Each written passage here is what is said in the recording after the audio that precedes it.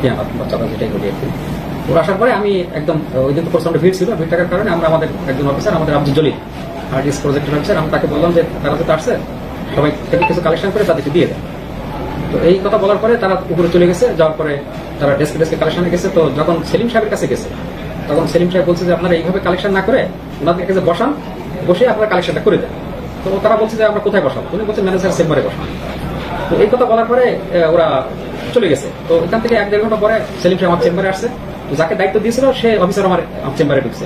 তো তাকে বলছে যে আপনারা যেহেতু তারা হয়তো বোঝে না কিভাবে কালেকশন করতে হবে, তারপর তো বোঝেন এই ভিড়ের ভিতরে একজন লোক চলতে পারে না, তারপরে এতগুলো লোক নিয়ে ঘুরতেছেন, আপনারা এক বসে কালেকশনটা করে দেন, তার আপনার তো এত বোকা না, অনেকদিন ধরে তো চাকরি করেন। এই কথা বলার পরে এই কথাটা তাদের কাছে চলে গেছে। এটা হচ্ছে ঘটনা সূত্রপাত। তো বলছে না ভাই আমি তো এরকম কিছু বলিনি। তো তখন বলছে যে আপনার পাটা কেটে ফেলবো। তা আমি বললাম যে আমি ভাই আপনার কিন্তু লিমিট ক্রস করে যাচ্ছে, আপনি এরকম কথা বলতে পারেন না। আর সেই ঘটনাতে এরকম কোনো ঘটনা ঘটে নাই যে মানে এরকম কথা বলার মতো কোনো ঘটে নাই। তা বলছে আমি একটা ফ্যান কেটে ফেলবো একদম। এই বলে এখানে আরেকটা ছেলে দাঁড়ানো ছিল, আমি তাকে চিনি না, সেই একই রকম কথা বলি, কিন্তু সে যে কি কথা বলে এই কথাটা আমি খেয়াল করতে পারতেছি, প্রচন্ড ভিড় ছিল। তো এরপরে গতকাল অফিস হচ্ছে, আর আজকে এই অফিস আসার পথে সেলিম তাদেরকে ইনজুর হয়েছে আর কি। এটা হচ্ছে মূল ঘটনা। কালেকশন বলতে কি বোঝাচ্ছে? কালেকশন ওরা ইয়ানাত কালেকশন করে প্রতি মাসে মাসে আর কি, চাঁদা বলতে পারেন আর কি। না আপনি কি বলেন, এটা কি চাঁদা নাকি আপনার রেগুলারই দিয়ে আসেন, প্রত্যেক মাসে মাসে দিয়ে যান? এটা না, প্রত্যেক মাসে মাসে কখন আসে কখন আসে না, যখন আসে তখন আমরা দেই। এটা কি হিসাবে এটা ঈদ উপলক্ষে নিতে পারে। আসসালামু আলাইকুম রহমতুল্লাহ। ইসলামী ব্যাংকের চাঁদা নিয়ে ছাত্র শিবিরের একটি দায়িত্বশীলের বিপক্ষে কথা বলায় আজকে আপনাদের সামনে কথা বলবো। কারণ যে বিষয়টি দেখে আমার কাছে সেটা সত্য মনে হয়নি, বা যে বিষয়টি পরিকল্পিত এবং প্রথম আলো থেকে প্রোপাগান্ডাটা ছড়িয়েছে, এই বিষয়টি আপনাদের সামনে আমি বিস্তারিত আলোচনা করব। এত বড় মিথ্যাচার, এত বড় কথা, এত কিছু করতে পারে এই সময় এসে, যেটা ফ্যাসিস্টরা চলে যাওয়ার পরে। আপনাদের সামনে আজকে গুরুত্বপূর্ণ ভিডিও, আপনারা অবশ্যই দেখবেন আজকের ভিডিওটি। আপনাদের সকলকে বিনীতভাবে অনুরোধ করবো আজকের ভিডিওটি দেখার জন্য। আমরা প্রথমে একটি ভিডিও দেখেছি, একটি ক্লিপ আপনাকে দেখিয়েছি, যে ভিডিওটি আপনারা দেখতে পেয়েছেন যে ইয়ানত নিতে আসে নাকি মাসে, এই কথা বলছে নাকি, এবং সেটা মাসে মাসে আসে, কখনো আসে না, কখনো আসে, এটা নাকি ঈদ উপলক্ষে আসে। এখন সাংবাদিক প্রশ্ন করছে আসলে কাজটি কি করছে, আপনি এটা কি মনে করছেন? তা উনি বলছেন যে এটা চাঁদাও ধরতে পারেন। আমি নিঃসন্দেহে বলতে পারি উনি এখানে মিথ্যা এবং দুর্নীতির আশ্রয় নিয়েছেন। মাসিক ইনফাক ফি সাবিলিল্লাহ বা ইয়ানতকে চাঁদা বলতেছে, সে ব্যক্তি কিভাবে সাংগঠনিক হয়? কখনোই সাংগঠনিক না। স্বৈরাচারের আমলে, শেখ হাসিনার আমলে যারা এই চাকুরি নিয়েছেন, যারা চাকুরি নিয়ে বসে আছেন, তারাই আজকে জামাত ইসলামীকে, ইসলামী ছাত্র শিবিরকে বিতর্কিত করার জন্য এই কাজটি করেছেন। এবং এটা একটা ইন্ধন প্রথম আলো বা দোসররা এটা পেয়েছে। মানে প্রথম আলোর যে কাজটি বিগত দিনে আপনারা দেখেছেন, হলি আর্টিজেনের যে হত্যা, হলি আর্টিজেনের যে ঘটনা, মানে সেখানে যে কাজটি করেছেন, তাদের কাজ হচ্ছে জঙ্গি সাজানো, জঙ্গি নাটক করা, জঙ্গি তৎপরতা দেখানো, জঙ্গি তকমা দিয়ে বাংলাদেশকে একটি অস্থিতিশীল পরিবেশ, সেটাকে করা, দাঙ্গা সৃষ্টি করা, সাম্প্রদায়িক দাঙ্গা সৃষ্টি করা, মুসলমানকে হেয় প্রতিপন্ন করা। মানে প্রথম আলোর মৌলিক যে বিষয়, সেটা যদি আমরা লক্ষ্য করি, প্রথম আলোর মৌলিক কাঠামো হচ্ছে কাদিয়ানি থেকে। আর এই কাদিয়ানি, প্রথম আলো, RFL বা এই ধরনের বেশ কিছু কোম্পানি যারা নিয়ন্ত্রণ করে, এরা কিন্তু মুসলমানদেরকে ভালোবাসে না, মুসলমানদেরকে ভালোবাসবে না, কখনোই সেটা সম্ভব না। কারণ শেখ হাসিনার পা চেটে গোলামি করে তারা কোটি কোটি টাকা, হাজার কোটি টাকার ঊর্ধ্বে কামিয়েছে। তাদের সাংবাদিকরা, তাদের প্রকাশকরা, তাদের প্রতিষ্ঠাতারা, মতি সহ বিভিন্ন দায়িত্বশীলরা এই কাজগুলো করেছেন। সুতরাং প্রথম আলোর কাজ হচ্ছে বাংলাদেশকে নিয়ে ইসলাম বিদ্বেষী কী করা যায়, ইসলামকে বিতর্কিত করা যায়, মুসলমানদের মধ্যে মানে বিভেদ তৈরি করা যায়, মুসলিম উম্মার মধ্যে ঐক্য নষ্ট করা যায়, এই ধরনের কাজ হচ্ছে প্রথম আলোর দ্বারাই হয়। আর প্রথম আলো এই ধরনের কাজ করতে খুবই স্বাচ্ছন্দ্য বোধ করে। আপনাদের মাঝে যে কথাগুলো আমি বলছিলাম, যে কথাগুলো আপনাদেরকে বলছি, প্রথম আলোর এই যে রিপোর্টটি করেছেন, এবং এটা জুলকারনাইন স্যার সেটাকে আবার স্ট্যাটাস দিয়েছেন। আপনি কি মনে করেন যে ইয়ানত মানে চাঁদা?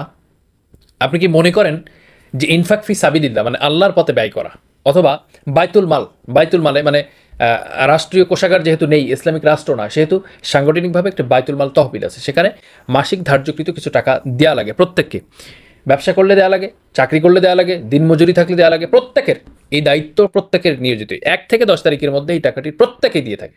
তাহলে এইটাকে সে যখন চাঁদা বলছে, তাহলে দোসরদের কি অবস্থা, কাদেরকে বসিয়েছে ইসলামী ব্যাংকে বা কারা নিয়ন্ত্রণ করছে, আপনি অবাক হয়ে যাবেন। এখন সর্বোপরি যে কথাটি আপনাদেরকে বলতে চাচ্ছি, যে ঘটনাটি এমনভাবে সাজিয়েছে তারা লোকজনকে সিন্ডিকেট করে ইসলামী ব্যাংকে বিতর্কিত করার জন্য, জামাত ইসলামীকে বিতর্কিত করার জন্য যে কাজটি করেছেন, আসলে প্রথম আলোর কারসাজিতে কি হয়ে যায়, আর এটা কি মানুষ কি ভাববে, এটা কি মানুষ কিভাবে দেখছে? আপনাদের আরেকটি কথা আমি বলি, যে কথাগুলো আমি এতক্ষণ দেখতেছিলাম।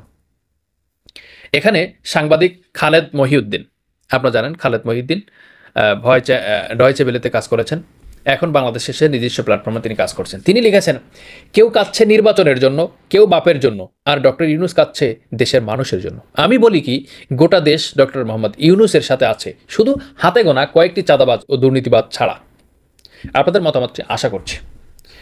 আরেকটি কথা এখানে এসেছে, আমরা যেটা দেখতে পেয়েছি, পিনাকি ভট্টাচার্য বলেছেন, বিএনপি ক্ষমতায় আসলে বাংলাদেশ হয়ে যাবে ভারতের কলোনি।